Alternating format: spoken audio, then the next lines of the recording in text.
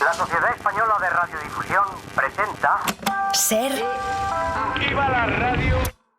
Podcast. Siempre. Las 7 de Hoy por Hoy. Ser Podcast.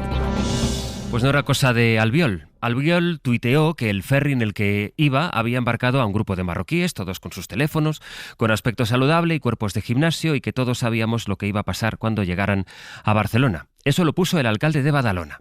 Y por eso preguntaron ayer a la número 2 del Partido Popular, a la secretaria general del Partido Popular. Mire, yo creo que se están viviendo situaciones en España que todos vemos y que todos vemos, todos pensamos y algunos escriben. Es bueno saber algunas cosas, que García Albiol es para Cuca Gamarra el que se atreve a decir las cosas que por lo que sea, ella no escribe. Ella suscribe. Hoy por Hoy Noticias. Ser Podcast. Hola, buenos días. La vicepresidenta de los Estados Unidos, Kamala Harris, ha aceptado la nominación del Partido Demócrata y ya es desde hace muy pocas horas, una hora y un poquito más, la candidata oficial del partido para enfrentarse a Donald Trump el próximo día 5 de noviembre. Esta noche Harris ha cerrado la convención de su partido en Chicago con este mensaje que quería ser de esperanza. I promise to be a president for all Americans. You can always trust me. Voy a ser una presidenta para todos, decía en un discurso que ha insuflado de optimismo a los demócratas y en el que ha esbozado las prioridades de su presidencia si llega al despacho oval de la Casa Blanca, que tendrá como ejes el respeto a la ley, ha dicho, la lucha contra la desigualdad, los derechos de las mujeres y de las minorías. Si hace un mes la candidatura de Joe Biden generaba incertidumbre dentro de su partido, Harris ha logrado dar un vuelco a la campaña desde que este dio un paso al lado por primera vez en la historia de unas presidenciales, aunque la carrera va a ser larga de aquí a noviembre. Vamos pues a regresar a Chicago. Cubriendo la convención sigue la enviada especial de la SER, Sara Canal. Sara, buenos días. Buenos días, Astre. Ha sido un discurso potente y esperanzador en el que Kamala Harris ha defendido sus orígenes humildes, su cultura del esfuerzo inculcada por su madre y su carácter luchador del que dan fe sus años como fiscal general. Pero sobre todo, Harris ha prometido mirar hacia el futuro y superar el clima de tensión o de malestar que desató la presidencia de Donald Trump. Our nation with this election has a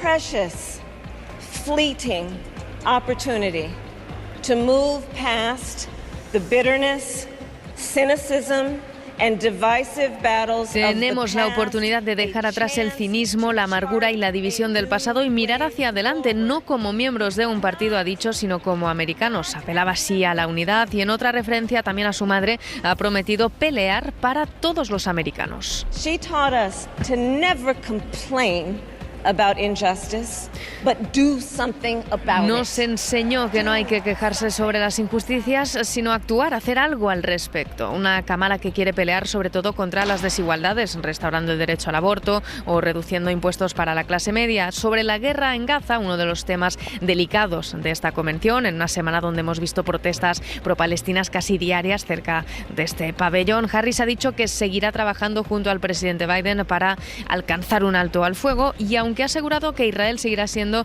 un indudable aliado de Estados Unidos, se ha mostrado así de crítica. What has happened in Gaza over the past 10 months is devastating.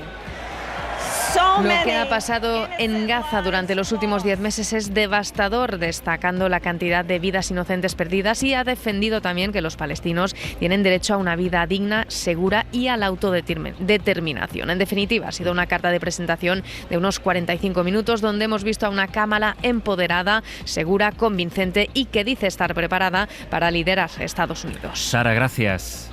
A vosotros. Regresamos luego a Chicago. El otro gran asunto ahora mismo en la crónica del mundo es Venezuela. Su presidente Nicolás Maduro endurece sus ataques contra la oposición al régimen después de que el Tribunal Supremo de ese país, que controla el chavismo, haya ratificado su victoria en las elecciones presidenciales del pasado julio. Esta vez no va a haber perdón con los criminales y terroristas. Lo reto a que nos veamos en las calles y le dé la cara a este país.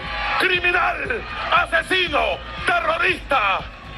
De hacer una reforma de todas las leyes electorales y que no puedan participar en procesos electorales aquellos que desconozcan las leyes y pretendan imponer un régimen fascista. El candidato de la oposición, Edmundo González Urrutia, a quien Maduro, ahora lo escuchábamos, retaba a verse en las calles. Ha reiterado ante estas palabras que la oposición es la que ganó los comicios y que el juzgado... Ganamos abrumadoramente y tenemos las actas que lo demuestran. Desde que Nicolás Maduro acudió al que debería ser el máximo tribunal de la nación, sabíamos que no buscaba otra cosa que negar la verdad y seguir escondiendo las actas con una írrita decisión judicial. La izquierda de Latinoamérica ha sido muy crítica con la posición de Maduro, uno de los que más, de hecho, el presidente de Chile, Gabriel Boric. Ángel Villascusa, buenos días. Buenos días. Sí, en las últimas semanas los presidentes Lula da Silva en Brasil, Gustavo Petro en Colombia o Boric en Chile han pedido a Maduro nuevas elecciones limpias. Esta noche Boric ha dicho que el Supremo ha consolidado el fraude y que en Venezuela ya hay una dictadura. El régimen de Maduro, dictadura sin lugar a duda, y hoy día yo no tengo ninguna duda que se han robado la elección, que no hay independencia ni separación de poderes en Venezuela, que lo que está sucediendo es lamentable y por lo tanto nosotros vamos a seguir defendiendo que el triunfo autoproclamado de Maduro no puede ser reconocido. Es viernes 23 de agosto. En España, el juez Peinado, que investiga, como saben, el caso de la mujer del presidente del gobierno, ha permitido que las acusaciones particulares accedan a la declaración que hizo Sánchez como testigo. Una grabación que se hizo en la Moncloa, como recordarán, de unos 2 minutos de duración, según explicó el abogado de Begoña Gómez, y en la que el presidente se acoge a su derecho a no declarar. Es decir, no declara.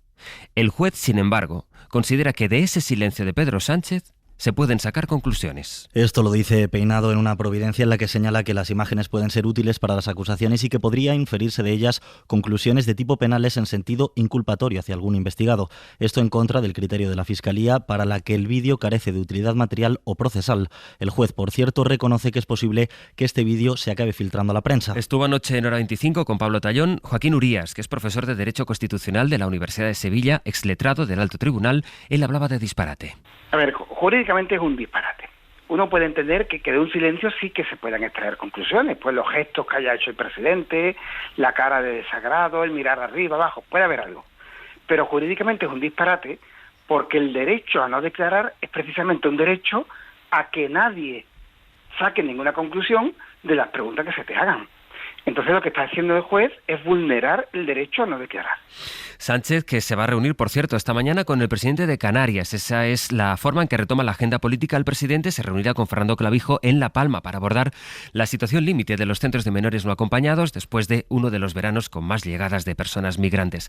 Clavijo ha pedido este encuentro, que se producirá solo unos días antes de que el presidente del gobierno empiece una gira por países de África. Y Clavijo va a reiterar la necesidad de reubicar de forma obligatoria a los menores migrantes no acompañados, como estaba previsto en la reforma de la Ley de Extranjería que el Congreso tumbó a principios de verano. Nicolás Castellano. La demanda de reunión por parte del gobierno de Canarias se produce en pleno repunte de la llegada de inmigrantes al archipiélago. Solo en las últimas 24 horas casi medio millar de personas, y se espera que a partir de ahora, en la llamada época de las calmas, cuando el mar está más tranquilo en esta zona del Atlántico, vuelva a aumentar la llegada de cayucos, sobre todo desde Senegal y Mauritania. No obstante, en los primeros 7 meses y medio del año nunca habían llegado tantas personas por mar al archipiélago canario. Más de 22.300 supervivientes, entre ellos un porcentaje mayor de menores. Esa es la clave de la reunión en la que Clavijo volverá a pedir a Sánchez un pacto de Estado para que se agilicen esos traslados de la frontera sur al resto de comunidades de la península. Desde el gobierno estatal, de momento, hay hermetismo sobre las posibles propuestas que se llevarán hoy a esa bilateral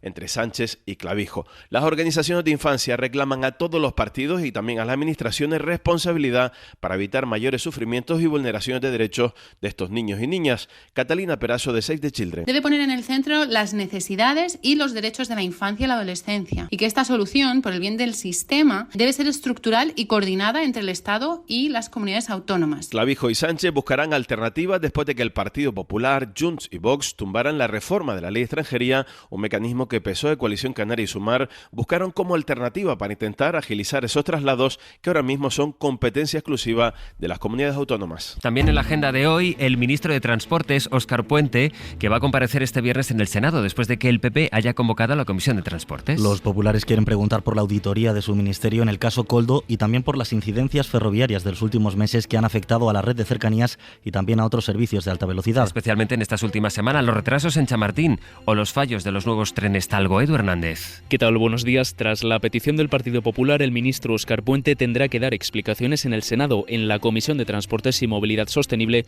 sobre los retrasos y y las averías que tanto se han estado repitiendo estas últimas semanas. Hasta ahora lo que desde el gobierno dicen que hay detrás de estos problemas es primero las obras en Chamartín, que están aumentando la capacidad en vestíbulos y en alta velocidad, pero que generan sobre todo fallos eléctricos en las vías, y segundo, los nuevos trenes Abril de Talgo han estado dando problemas constantes desde el primer día hasta ayer mismo, por ejemplo, en Ourense. Renfe ha tenido que transbordar hoy a los más de 500 viajeros de un AVE Vigo-Madrid por una avería técnica a la altura del cambiador de Taboadela. Tal y como explicaba Óscar Gómez Barbero, director general de negocios y operaciones de Renfe, esto implicaba no solo el traslado de pasajeros, sino también la acumulación otra vez de retrasos en viajes posteriores entre Madrid y Galicia. Y este viernes también en lo económico se van a reunir, es verdad que de manera informal, los jefes de los principales bancos centrales de todo el mundo en una ciudad muy pequeña de las montañas rocosas de Estados Unidos.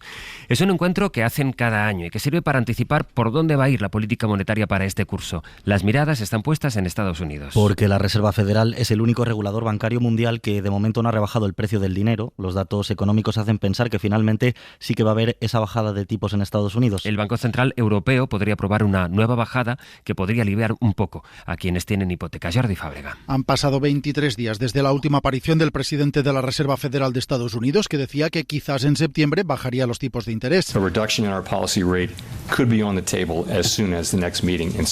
Hoy todo el mundo espera que Jerome Powell lo confirme, sumándose al camino que ya han abierto el resto de bancos centrales de todo el mundo, salvo en Japón. Los datos económicos de Estados Unidos han abonado el terreno para esta bajada y también lo han hecho los de Europa, donde los salarios han moderado su subida en el segundo trimestre. La subida de las nóminas era una de las preocupaciones del Banco Central Europeo, que temía que si los trabajadores seguían ganando mucho más, la economía y por tanto la inflación se pudieran recalentar. Pero los últimos datos, que sitúan en el 3,5% la subida salarial en el segundo trimestre, dan argumentos de peso para que en 15 días, en su próxima reunión, el Banco Central Europeo vuelva a bajar los tipos de interés. El incendio de Madeira, en Portugal, ha arrasado al menos 5.000 hectáreas de bosque en poco más de una semana, lo que equivale al 14% de la masa forestal que tiene la isla. España ha enviado 2 hidroaviones este jueves que ya han empezado a trabajar en las labores de extinción. La Comisión Europea, además, que monitorea esta situación a través del sistema satelital Copernicus, se ha ofrecido a enviar incluso más recursos a esa isla. El fuego sigue avanzando, aunque la previsión es positiva. Brais Suárez. Sí, este jueves han entrado en acción 2 hidroaviones españoles que multiplican por 7 la capacidad de descarga de agua desde el aire, que hasta ahora dependía de un solo helicóptero. De momento, las aeronaves aportan optimismo porque, a pesar de su labor, el fuego sigue avanzando y consume 4 zonas de la isla. Al menos en las últimas horas, tanto el viento como las temperaturas han dado un respiro.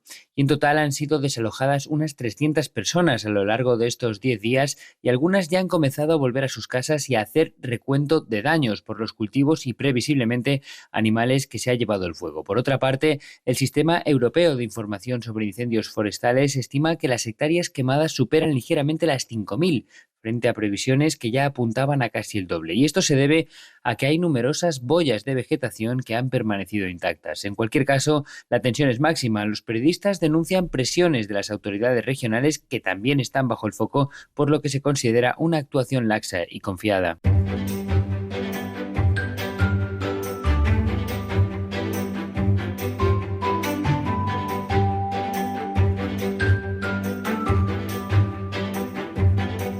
Es el momento de saludar en Zaragoza a nuestra compañera Ana García Cortés. Hola Ana, buenos días. Hola, buenos días. Y en Canarias, en Tenerife, está Pablo Gandía. Pablo, buenos días. Hola, buenos días. Vamos a ir repasando otras historias que también son noticia, aunque quizá no de apertura, pero bueno, que desde luego dan que hablar. Por ejemplo, Ana, en Zaragoza, el tute aragonés, el guiñote, ¿no? ¿Lo digo bien? Sí, sí, sí. Que hay pasión por él incluso en el Reino Unido. Sí, sí, porque mira, 2 antropólogos de la Universidad de Manchester están recorriendo toda la comunidad en busca de 3 cosas: bares, plazas y puntos de reunión donde se juega el guiñote. El objetivo, reflejar cómo este juego de cartas, ese tute aragonés que decías, es toda una actividad social, y lo cierto es que es así, porque los jugadores charlan mientras se juega. También es cierto que de vez en cuando se discute si la pareja tira mal la carta y se pasa el tiempo. No olvidemos que este juego está muy extendido aquí en Aragón y sirve de excusa para reunirse en la conocida como España vaciada. Así que a Tom y a Bárbara, bueno, pues lo que les ha sorprendido de todo esto es una figura, la del mirón, que también la hay en el guiñote, esa típica persona que va merodeando, que no juega, pero oye, que observa con interés cada paso que dan los jugadores. Así que próximamente, oye, el guiñote de Aragón al mundo. Lo que dice de nosotros la tradición, en este caso el jugar a las cartas, no solo porque efectivamente explica cosas que van pasando de generaciones a generaciones, sino también que cuando te pones a jugar una partida de cartas, sabes cómo es cada uno. Sale lo mejor de cada uno. Lo mejor y lo peor, Ana. Bueno, Pablo, curiosa condición para alquilar un piso en Canarias, la cláusula anticanarios, ¿en qué consiste? Sí, a ver cómo contamos esto, ¿no? Porque nos lo contaba Carlota, que es una universitaria de la isla que tras estudiar un máster en Madrid, pues este curso va a comenzar sus segundos estudios de posgrado aquí en la Universidad de La Laguna. Desde hace meses, bueno, esta historia también se puede repetir en Zaragoza, ¿no? Está buscando un piso de alquiler en la ciudad, le es prácticamente imposible, ya incluso ha desistido de alquilar un piso completo y por eso está valorando solo habitaciones. Y el otro día creía que por fin iba a conseguir una habitación, además en el centro relativamente barata, hasta que la casera suspendió la visita horas antes. Pero atención al mensaje que le enviaba. Porque aparentemente la casera vive en la vivienda y ella quiere irse de vacaciones en los puentes y cuando se vaya de vacaciones quiere cerrar el piso, como si fuera una residencia. Aparentemente, entiendo que por su lógica prefiere un peninsular para que cuando ellos se vayan, ella poder cerrar. O sea que el titular sería una canaria que alquila un piso en la principal ciudad universitaria de Canarias, pero no quiere canarios. Y ya por rizar el rizo, incluso la pobre Carlota decía, ¿y por qué no se lo alquilan a gente de La Gomera, de La Palma, que también viene y se va de vacaciones, ¿no? A su isla natal. Bueno, tremendo el testimonio. Ana, El Bosque Sonoro, que cierra con éxito la primera fase de su crowdfunding con más de 50.000 euros. Sí, porque es uno de los festivales más queridos en Aragón. Un festival que se celebra en Mozota, un pueblo en el que viven medio centenar de personas y que nació en pandemia con el objetivo de revitalizar el pueblo y lo consiguieron. En los 5 años ha pasado Luz Casal, Rodrigo Cuevas, Viva Suecia. Pero este año, horas antes de su gran concierto, el de Amaral, la Dana arrasó con todo y no pudo celebrarse. Así que ahora han conseguido más de 50.000 euros y ojo, porque los mecenas han tenido recompensa, entre otras cosas. Podían elegir entre vinilos de KCO, de Rosalén o incluso poder celebrar tu propia boda cuando todo esté arreglado. Y hablando de celebración, Pablo, el aniversario de la televisión canaria. Sí, bueno, aún les queda un poquito, ¿no?, para alcanzar el centenario de nuestra casa. Ellos cumplen 25 años, tampoco están muy cerca de los 90 años de Radio Club Tenerife. Ha dejado momentos históricos, recordamos aquella erupción en directo del volcán de Cumbre Vieja, ¿no? De hecho, se inició las emisiones con un derbi, o sea, imagínate lo que suponía aquello, el enfrentamiento entre los aficionados, pero lo más curioso es que el primer local donde emitía la televisión canaria era un restaurante mexicano. Incluso tenían que locutar, decían, en las cocinas porque era donde estaba insonorizado. Pablo, Ana, muchas gracias. Muchas gracias. Adiós. Un saludo.